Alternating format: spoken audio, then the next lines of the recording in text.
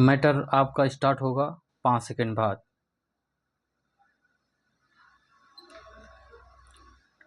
भारत अकेला देश नहीं है जिसे इस सवाल से जूझना पड़ा है कि इंसाफ को घड़ी की सुइयों से आज़ाद कैसे किया जाए।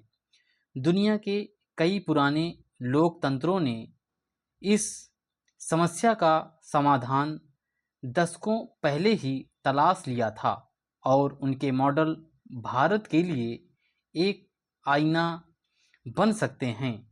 अमेरिका में आपातकालीन विराम और आपातकालीन व्यादेश की व्यवस्था है। सर्किट कोर्ट के जज 24 घंटे सातों दिन उपलब्ध रहते हैं और फोन पर आदेश दे सकते हैं। अमेरिका की संघीय अदालतों के पास सदियों पुरानी एक व्यवस्था है जिसे ड्यूटी जज या आपातकालीन न्यायाधीश रोटेशन कहा जाता है।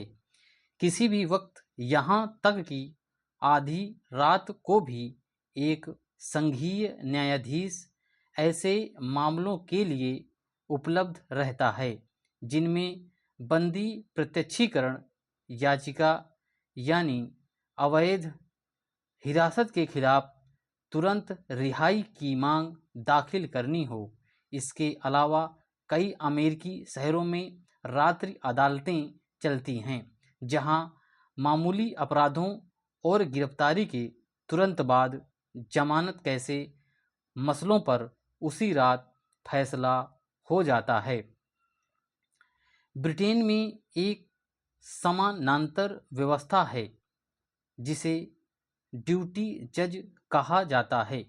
हाई कोर्ट में हर समय रात, सप्ताहांत, छुट्टी के दिन एक जज ड्यूटी पर तैनात रहता है जो तत्काल स्थगन, आपातकालीन हिरासत से जुड़े मामलों और बच्चों की सुरक्षा जैसे संवेदनशील मुद्दों पर तुरंत सुनवाई कर सकता है।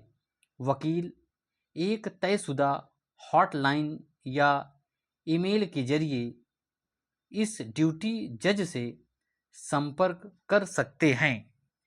ग्रेट ब्रिटेन में न्यायालय के समय के बाद आपातकालीन मामलों की सुनवाई करने वाले न्यायाधीश की व्यवस्था है। रात को भी हाई कोर्ट का न्यायाधीश बंदी प्रत्यक्षीकरण की अर्जी सुन सकता है। यूरोपीय मानवाधिकार न्यायालय में अंतरिम उपायों के तहत कोई भी अर्जी 24 घंटे सातों दिन में दाखिल की जा सकती है और निर्वासन जैसे मामलों में तत्काल रोक लग सकती है।